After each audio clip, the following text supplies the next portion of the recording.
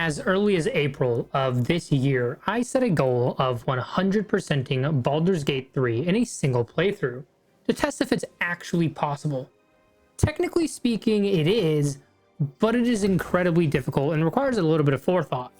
I actually didn't do it. I only got to about 87%, meaning I missed 7 achievements throughout the game. The purpose behind this was mostly to do it because I wanted to, but also I wanted to talk about Baldur's Gate 3 with a critical lens, and figured that was the best way to do it, is to do everything, experience as much of the game as possible. This is my final review video, which came as a culmination of my previous summaries of each act, which the links will be in the description for those, and my own reflections after beating the game. I've explained a little bit about this in the previous videos, but the total stats for this project has been the following. Approximately 82 hours and 44 minutes has been spent across honor mode, failed attempts, and cleaning up a few achievements within Act 3. As of writing this script, I'm currently at 47 out of the 54 achievements, and I'm currently actually playing a small cleanup run to get a couple of the achievements that I missed that I can't actually go back and get with a previous save file. There will be now a total of 11 runs dedicated to this project once I finish that personal run. This was a very daunting task. Very fun though, but also heavily frustrating for various reasons, which I will get to in a little bit.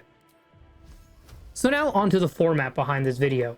I'm going to go over the final stats for each of my 4 main characters. However, most of this video is going to be dedicated to a personal reflection, not the choices made and the thought process behind them. Think of this more as like a video review instead of a video overview. I may release an act-by-act summaries into one bingeable movie, but for now, probably not, and I don't really plan on it. However, this video is going to go through each act like those videos and talk about what I liked and what I didn't like. Anyways, with enough of me preambling, let's actually get into the review. Alright, so Act 1, all about setup and exploration. Every single run that I failed, I actually failed on either the Nautiloid or in Act 1. Now, failure in the Nautiloid is a little bit of a stretch, mainly because I made the personal decision to consider a run a failure if we didn't kill Zulk. Since killing Zulk is an achievement, I didn't want to start the honor mode run by missing the first achievement you can actually possibly get. That being said, my first 9 runs were spent on the Nautiloid, and while the Nautiloid was in hell, so was I. Each run took about 30 minutes to get to Zulk by the time I fully cleared everything, which means from the 9 runs it was about a total of 270 minutes, or just a casual 4.5 hours dedicated to just the prologue of this game. The other 12 hours was dedicated to a run that was going beautifully until one strange interaction happened, which I'm heavily critical about. However, I want to start off with talking about the good things rather than the bad things about Act 1, so that major qualm will have to wait until later. So to really get into this, most movies, books, and even video games, or really just stories in general, follow a 3-act structure, mainly because it works very well. Think of something like Lord of the Rings. Each book is considered its own act, book 1, book 2, book 3. But you can actually go even further and say that within each book, you can break down the books into their major acts. They have a beginning, a middle, and an end. And it's this type of structure that really works to fulfill a great story. Part 1 in most stories, including things like pilot episodes for TV shows, are usually there to give you a bit of lore or to lore dump on you. But a lot of good stories know how to lore dump without it being too intense or daunting. Baldur's Gate's first act does this very well. While the Forgotten Realms is an already pre-established lore, people that I personally know who have never played D&D or have no prior knowledge about the Forgotten Realms have a very easy time adjusting to the world and can usually say something along the lines of, okay, that's interesting, or, hey, that makes sense for a fantastical setting. Even the Nautiloid, I've never found that people really question how, what, or why, unless they're critically thinking about the Nautiloid as a machine, mainly because the story kind of interweaves the Nautiloid and its concept throughout the entire story, especially in Act 1. The nautiloid is an ancient illithid device, a multi-planar traversal vessel that the design has been lost to the illithids in the Great War against the Gith. That basic sentence summarizes most of what the Emperor, Lae'zel, and various side characters, including the Githyan Key from the Kresh, tell you specifically about nautiloids in Act 1 and 2, but mostly Act 1. And that's just on the nautiloid, not to mention the entire world as a whole, especially figures like Shar and Saloon, looking at you, Shadowheart. Even Umberlee is mentioned in one of the first lore books of Act 1 that you can find. Shanties of the Bitch Queen, which is a name adopted to Umberlee by sailors since she's a chaotic deity, can be found, and it talks a little bit about who Umberlee is. So overall, for establishing a setting, Act 1 does a phenomenal job. So next up, I actually want to talk about the NPCs, and I'm going to include the playable companions as well, so basically everybody except Tav. Speaking of them, let's talk about our companions. In Act 1, we are introduced to Lae'zel, Shadowheart, Astarion, Gale, Will, Karlach, and finally, Halsin. Other than Halsin, all the playable characters are actually the origin characters on the Create Your Own Character screen. Pretty obvious, I know, but I still want to go over it a little bit. So even before meeting these characters in-game, if you spend some time on their page and watch their introduction videos, you can learn a little bit about them. I'm going to talk a lot more about these characters in Act 3 when all their stories really come to a conclusion. However, as a setup for the future acts, the characters are done amazingly well. Even from a voice acting stance, all the voice actors are amazing, and they have done various D&D streams as their characters outside of Baldur's Gate. And I've actually had the pleasure of attending a panel with Neil Newborn, the voice actor of Astarion, and all the voices are done so impressively. Not even just Neil Newborn himself, which huge fan of, but the emotion and passion in each of their lines honestly never fails to impress. I don't think in Baldur's Gate 3 there is really a weak voice line from the main cast. I had genuine tears when Karlach said "I'm not ready" in her final cutscene when she dies in Act 3, but again, more on that later. Immediately after being introduced to the characters, the Tadpole Connection gives you a bit of an insight into their story if you haven't already learned anything about them. And from there, each character is really seamlessly woven into the story. Nobody really feels out of place. Even Will and Karlach's stories, characters you meet a couple hours into the Act 1, they're woven together to introduce you to both of those characters simultaneously through their introductory quests. And outside of the main cast, there are a lot of interesting and unique NPCs. No one really feels just there. Some creatures are there solely to fight, like the Harpies or even the Owlbears, but a lot of the sentient NPCs can be spoken to and or interacted with, in at least some manner. Even the bears in Emerald Grove have some special dialogue when you use Speak with Animals and talk to them. Overall, the NPCs, and especially the origin characters, are done incredibly well for Baldur's Gate 3, and more specifically as an introduction to the game within Act 1. Now, let's talk about the content of the game itself. Each act took me roughly 20 hours to complete. Like I said, I ended my completionist run with approximately 66 hours in total for this run, which breaks down to approximately 22 hours per act. The way I typically measure a value for a game is the dollar value versus the amount of hours I've put into the game. There are a ton of exceptions to this rule, however, but for me, it's at least a very good starting point. In Canadian currency, Baldur's Gate 3 is $80. So it would seem like the game actually isn't a good value for the amount of hours I put into it, 66 hours. However, that is one run, and I also ignored many different branching paths. I did not interact with Bale a lot as a Dark Urge. I did not side with Minthara. Halsin unfortunately died in my run, and a bunch of other little choices that do affect the overall experience of the run, including class. I've actually never played a monk in Baldur's Gate 3 yet. That is literally an entire other run I could dedicate to just playing a different class. And as of writing this script, I have 284.7 hours in Baldur's Gate 3 from various runs since the game first came out, including this one. Therefore, I think the game has plenty of content to justify its value, And honestly, it has more. The game is so worth just the content that you get by buying it. That little ramble aside, let's talk about just the content in Act 1. In my summary video, I said that Act 1 feels the largest. And honestly, it feels like there's a lot more to do in it, and I still stand by that. I find that Act 3, which did take me the longest to complete, however, is mostly because there are so many big fights, including Answer, Orin, Gortash, Ethel Round 2, the Steel Watch, the Iron Throne, etc. Outside of Ethel and technically the Iron Throne, Steel Watch Foundry, and Ansor, all of the places I just named, which was, to be fair, about half of them, are necessary to complete the main story. You have to go to Orin. You have to interact with Gortash. You don't have to destroy the Steel Watch Foundry. You don't have to infiltrate the Iron Throne, but it's an option. The necessary places in Act 1, however, are really just the Emerald Grove, the Goblin Camp, and the bridge with the Gith. You don't have to go to the Underdark, which is a pretty big portion of Act 1.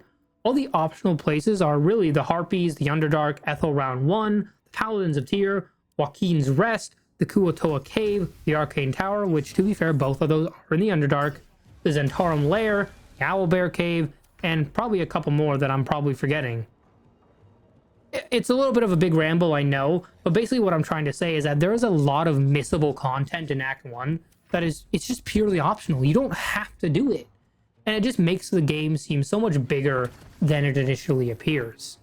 So with all that being said, Act 1 is phenomenal. However, it doesn't come without its drawbacks.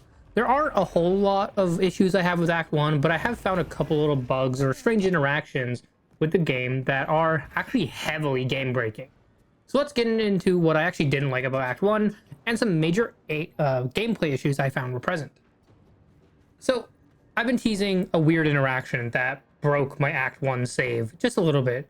So what were they? Well, first off, I'm going to talk about Halsin, and I did mention he died earlier. So let's talk about why. Because you're probably wondering, well, why didn't you just resurrect Halsin if he died? Why can't you resurrect him? Well, he died in the Goblin Camp before ever joining my party. And the reason he died is because I chose to do nothing when the Goblin children were throwing stones at him while he was in his bear form. In that scene, you do have three options. You can either tell the kids off, thus making Halsin friendly towards you. You can join the kids in abusing the cave bear, which makes Halsin immediately hostile to you, or you can choose to do nothing, which you would think would make Halsin a neutral party. But no, it still makes him immediately hostile. On top of that, he comes out of bear form in the fight, and even then, if you've accepted the quest to kill him and you now realize, oh hey, this is Halsin, you cannot speak rationally to him. The fight continues with Halsin, the Archdruid of the Emerald Grove, sworn Druid of the Oak Father, Mr. Lawful Good in Nature. I literally did nothing to encourage or stop the Goblin children. And here's the thing, I'm hostile to the goblins. I was literally infiltrating the camp. Why would I try to make an enemy out of the Goblin children while I'm doing like a stealth mission, for instance? And here's the thing, he is forever hostile after this. I didn't even kill him. I knocked him unconscious, I long rested, and the game still registered him as permanently dead. All journal entries said that we killed Halsin. So I couldn't revive him or heal him or anything. And all of this was because I chose to do nothing. And the only reason I chose to do nothing was because I put my party into combat positions and Shadowheart scooted a little bit too far and started the interaction. And I wanted to move her to a different spot, and I wanted to keep positioning my party because I wanted to get the combat over with. That's it.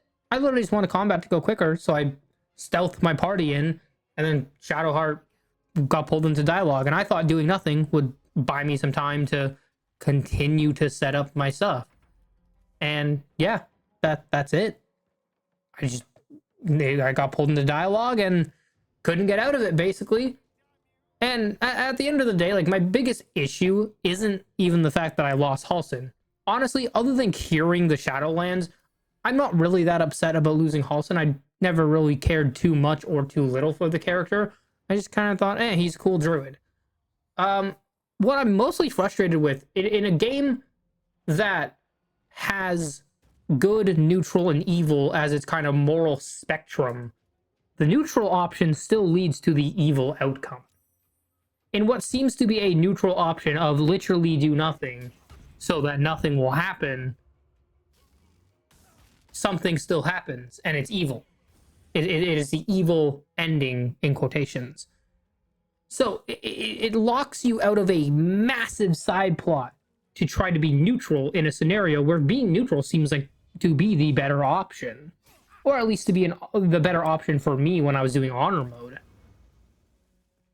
My second biggest issue with Act 1 was a really, really terrible interaction with the friend spell. Now, I will say it, Baldur's Gate 3 tells you that using friends may have people react negatively to you.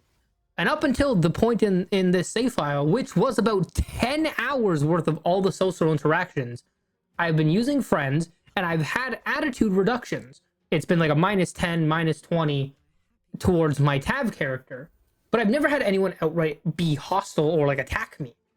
Well, I've used this spell on Ikaron, and if you don't know who Ikaron is, I really don't blame you. He is a nothing character who has no big impact on the story, except for mine.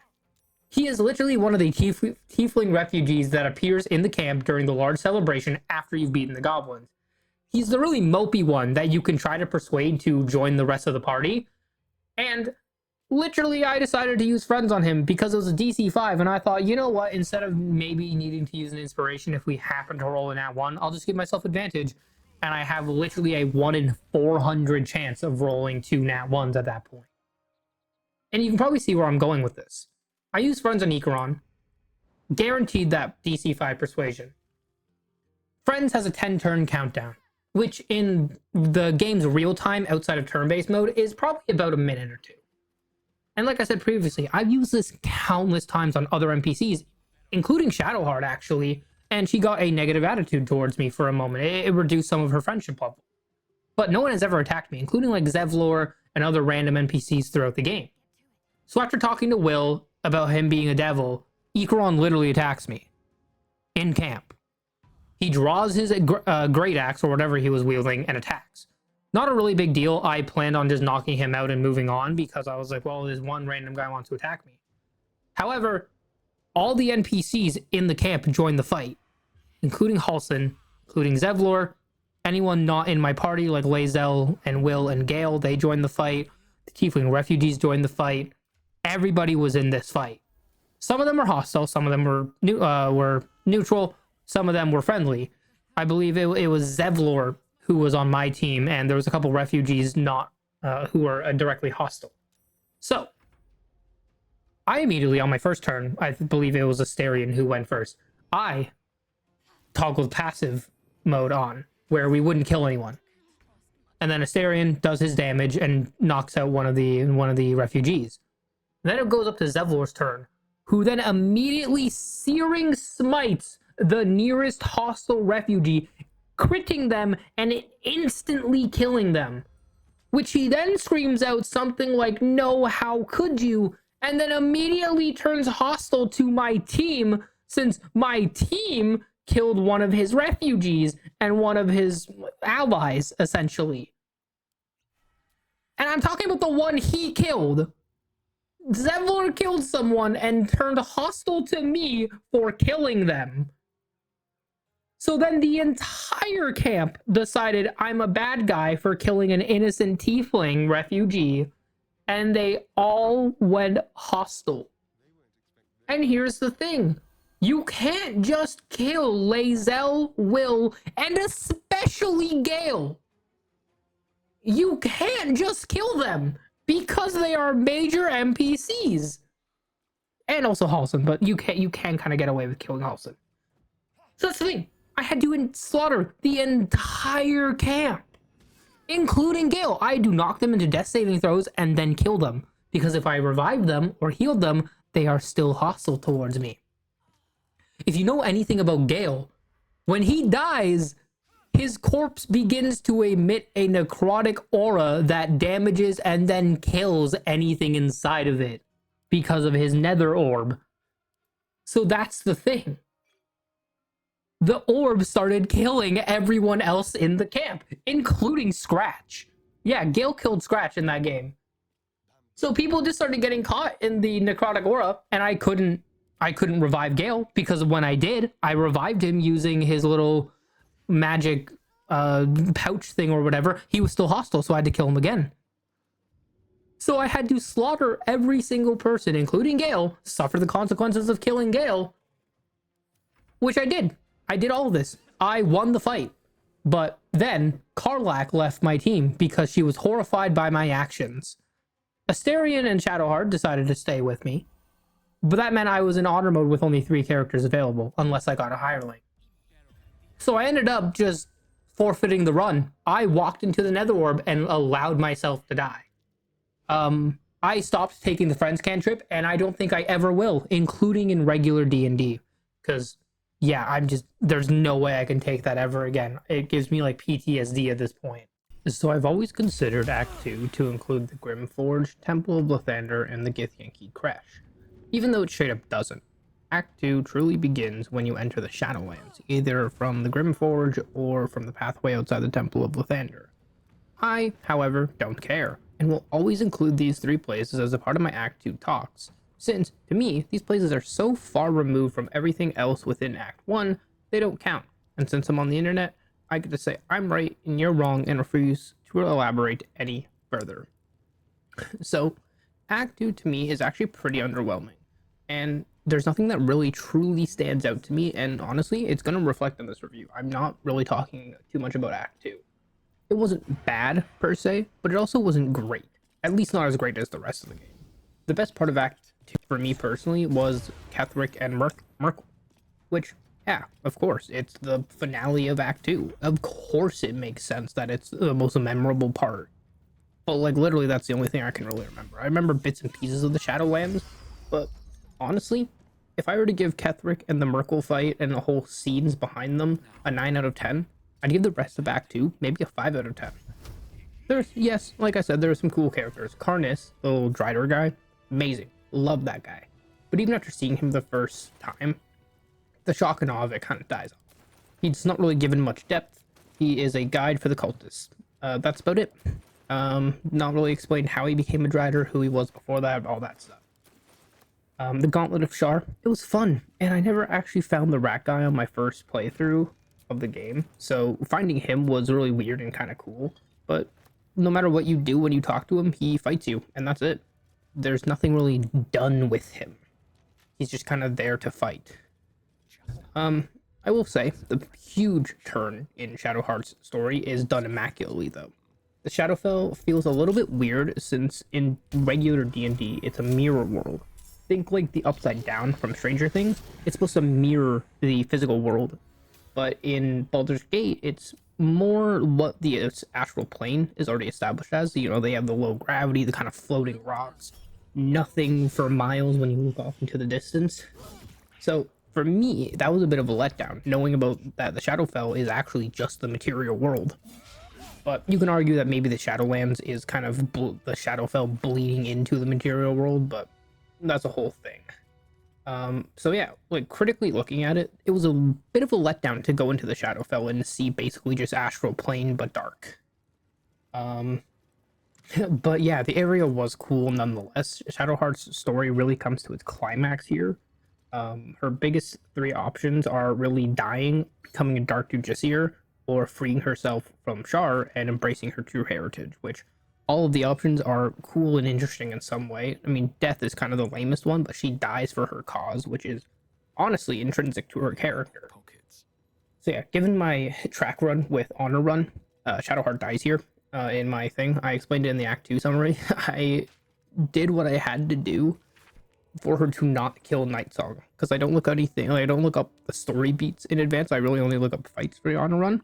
So I basically said what I believe my character would say for Shadowheart to not kill Nightsong, and that ended up with her challenging me, and I said, well, okay, fight me then. if we're gonna fight, let's do it. And so yeah, she died. So regardless of the Shadowheart outcome, finding out she was either tricked by Char, it's an amazing arc, an amazing conclusion to her story. But Nightsong assaulting Moonrise Towers and Ketheric was honestly so cool. Which, okay, talking about Ketheric, let's talk about J.K. Simmons for a second. If you don't know who J.K. Simmons is, I mean, honestly, what rock do you live under? Because this guy's in everything. And he's a phenomenal voice actor.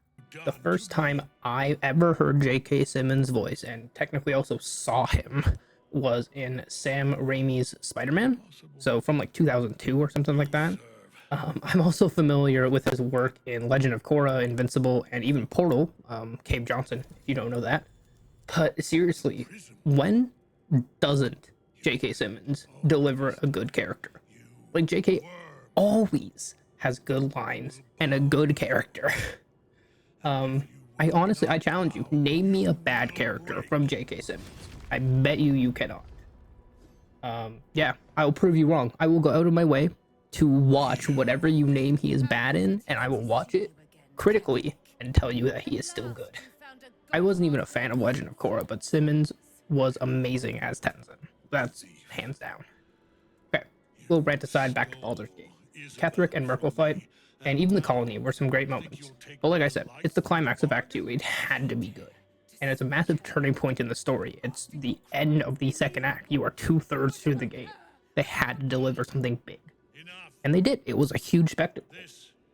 I think, like, critically thinking about it, though, it's only the really cool thing that happens in Act 2. It's the only big moment.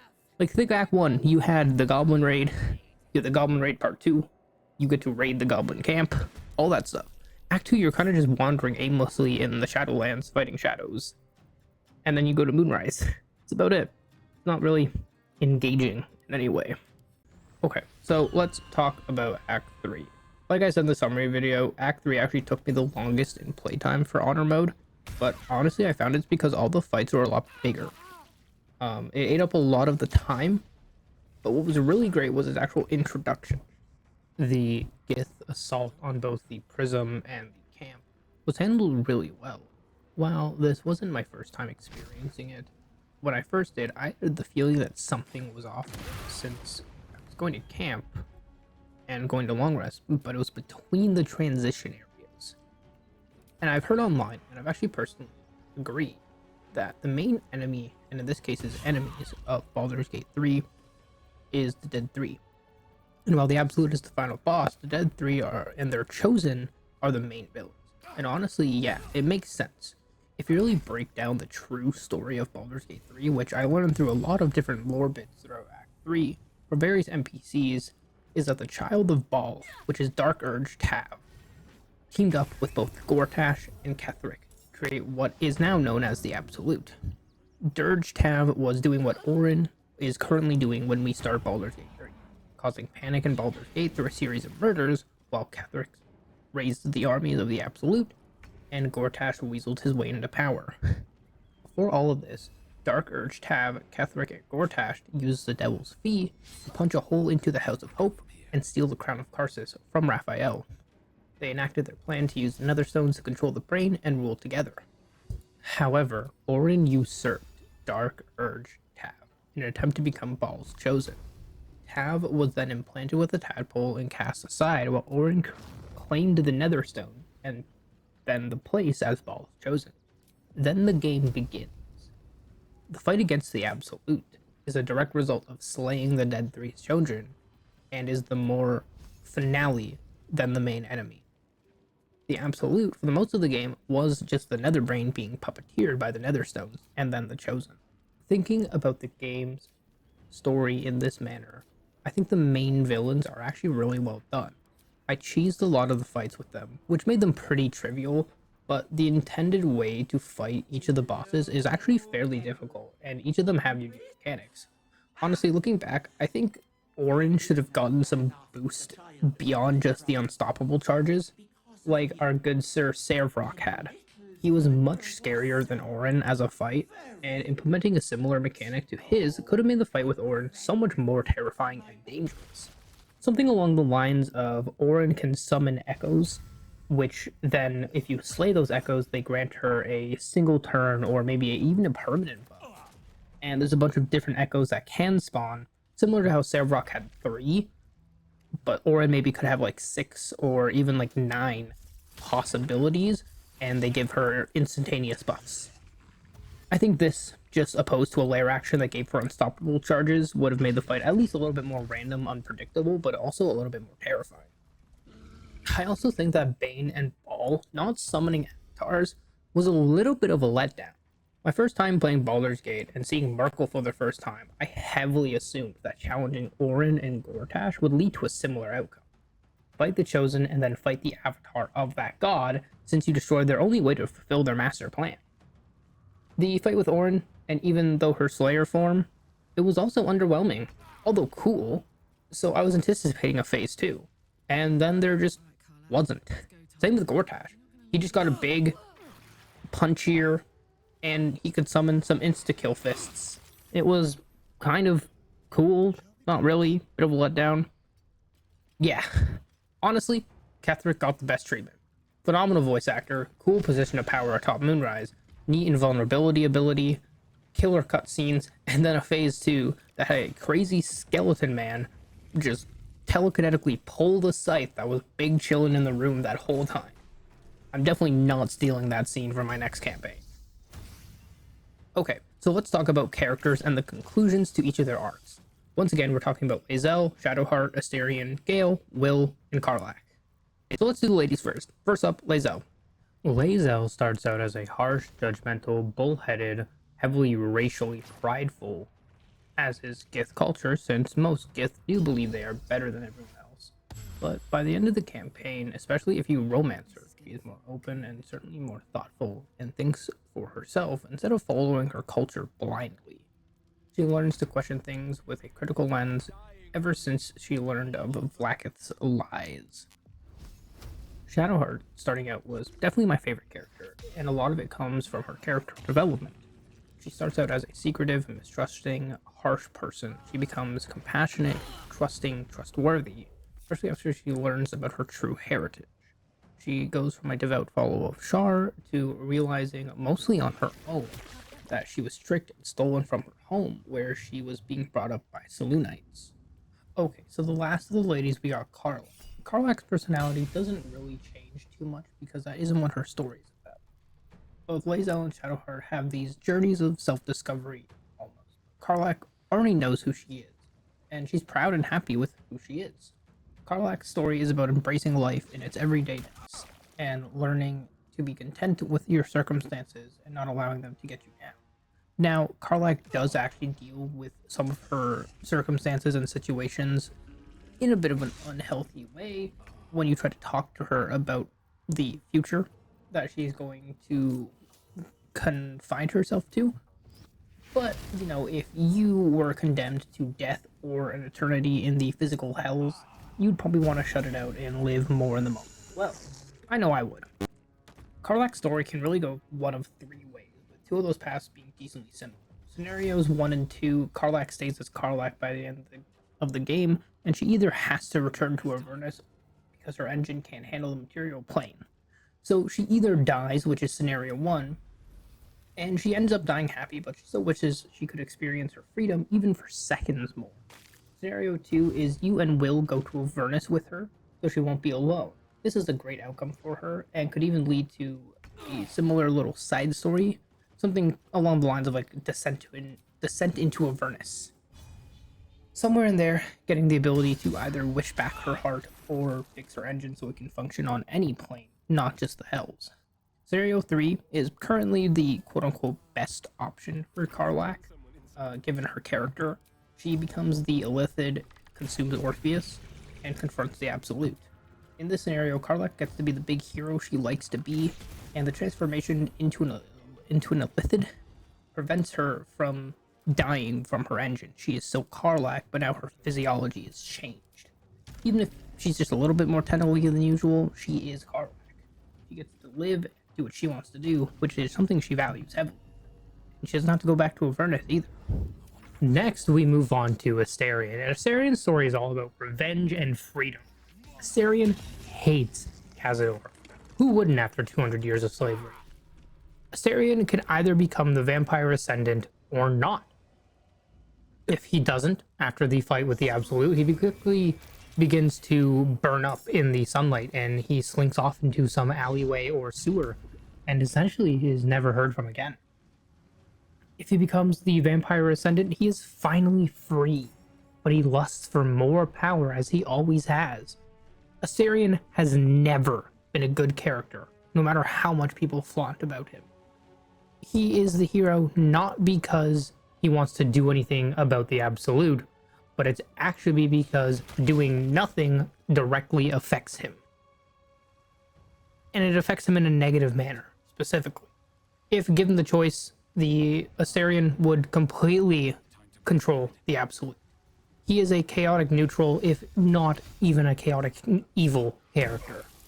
Unless there is a material benefit first, Astarion will always get a negative disapproval when you help someone. That being said, Astarion's ending is perfect for Astarion. He is either reduced back to a weak, feeble spawn that he always was, or he remains the douchey, power-hungry bloodsucker he always has been. Astarion doesn't change. He doesn't really need to. Astarion's story is him getting strong enough to get revenge on those who hurt him. And he did. He doesn't grow from it. He doesn't take any lessons from that revenge. He just gets power, and he attempts to get freedom from it as well. Now we move on to Will. And Will actually has a bit of an interesting story, because it's not really self-discovery, but it's really more self-acceptance, with a sprinkle of breaking the chains in there as well. Will learns not to be tethered to Missoria. He learns that he's powerful on his own. You can save Duke Ravengard while still breaking the pact with Missoria. Even though he becomes a devil himself, he is still the Blade of Frontiers. Will, the person, hasn't changed, merely his appearance has. Will has always been someone who protects the common man, and that will never change. Will learned that even though he has made some questionable choices, and they're definitely choices he regrets, he is still the protector of the Sword Coast, and that will never change. Will's main arc was realizing and accepting that no matter what, he is Will. No matter what he looks like, and even the choices that he makes throughout the adventure, even if they're a little morally gray, he did it in protection of people. He made a noble sacrifice to protect everyone else. And finally, we have the ticking time bomb himself, Gale. Gale's story can really end in one of three ways, and honestly, these differences couldn't be more contrast. But let's first talk about Gale as a character. First off, Gale is smart. He's calculating. He is a wizard after all. He perfectly embodies the intelligent, cunning, witty wizard as opposed to the frail old man with a stick that wizards can also fall into. Throughout his story, we learn that Gale is very innovative, to put it gently. Gale is always trying to push beyond the limits of mere mortals, not only to impress, but to excel. Gale wants to become one with the Wii. He wants to experience all it has to offer. I mean, hell, Gale had a relationship with the literal god of magic. Let me tell you, game recognizes game. Yet, Mystra implemented the restrictions she has on the weave for a reason. Many aspects of the weed are forbidden for one reason or another. It's not for us to understand. But really, it comes down to the old users of the weave before Mystra repaired it, broke it. They shattered all magic until Mystra came back to repair it. And all of this backstory really leads Gale to finding the Nether Resorb and consuming it. He becomes a magic-loving black hole at this point. And by the end of the story, Gale still doesn't give up. He learns that the Crown of Karsus can give him incredible power, and he still hungers for it. Which leads to our three outcomes. You, as a player, can make the conscious choice to, as Gale, absolutely nuke the Absolute to Kingdom Come with the Nether Orb, turning Gale into something less than atomized dust. Ending number 2 results in Gale being a normal wizard again, still craving and clawing for more power in spite of Mystra.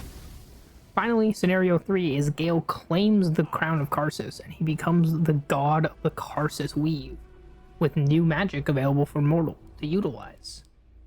Either way, all of his endings kind of wrap up Gale's story. He either sacrifices himself and seemingly learns that this power was unstable and unusable, or he goes back to the way he was, just reinvigorated in his cause, or finally he achieves his goal and he becomes a great magic wielder and a magic god for him to revel in. It's kind of three distinct endings that all can happen and all seem possible for Gale, but they all fit him very well. Wow, that was a lot more talking than I thought it was going to be. But that is all of our characters wrapped up in a neat little bow. And honestly, since there are so many different endings for the characters themselves outside the choices that Tab makes, I don't have much to say other than that they are all incredible. They all suit, they all fit. It's wonderful. Each ending really does each character justice, and it fits so well as to who they are as a character by the end of the narrative. So, okay, let's talk about the issues that I've had with Act 3. First off, I noticed a huge frame drop and performance drop at various points throughout the act. I'm willing to admit my PC is a little bit older, but at the same time, it did handle the rest of the game pretty well in Acts 1 and 2, so I think I can come to the conclusion that it definitely has some more intensive PC uses, which is, to be fair, it's a massive area with a lot going on at the same time. So, you know, I'm not going to criticize it too hard for that. However, my other biggest qualm was that there are a lot of noticeable bugs throughout Act 3. Constantly at the Steel Watch Foundry, I just had characters and companions get stuck on the little cart that Volo gets tied up to. They would hop up and just be unsure how to hop back down, locking them in place. I would have to manually go either push them off or teleport them away. Yeah, it was a pain. And also, at the Steel Watch Foundry, the stupid little Gondian gnome that accompanies you throughout the mission, he just kept leaving my party at some points. He just sometimes appear at a random warp sigil, usually the one next to the armor smith and weaponsmith in the lower city. Yeah, he was just there chilling. He was waiting for me to tell him to join the party again, and it didn't just happen once. It happened more than once on my way to the Foundry Titan, so I had to go back, get him, so I could go finally fight the Titan. It made it really annoying, since once you defeat the Titan, you have to use the Gondian to shut down the whole brain network. So yeah, just having him there is kind of useful. So yeah, it was just very annoying to say the least. But yeah, out of all the acts, Act 3 was definitely the biggest, buggiest, but also the most fun. To kind of summarize my thoughts here and end this already pretty long-winded video, the game is amazing. The one biggest kind of issue or drawback I would say is that it is so great, but it is such a time investment. It takes so much to play this game because of how big it is. You can't just pick it up and play it casually. You have to be dedicated, which isn't a bad thing, but it's also not a great thing either. But yeah, I love Baldur's Gate. I would have to give this game like a 9 out of 10, maybe even a 10 out of 10. Difficulty 100%ing it, I would not recommend trying to do it. It's annoying at best. Sorry, annoying at best, terrible at worst. It is not for the faint of heart, but it is very fun. And I've been having fun doing it.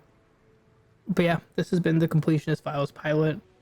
Sorry for the ending audio being a little bit different than the start. I have different recording days. I lost part of my voice, so yeah, sounds a little bit different, but hey, it is what it is. I wanted to get this out, so hope you're happy with it. I'm semi-happy. But yeah, thank you so much for watching, and I'll see you in the next one where things are going to be getting a little bit fishy. See you. Peace.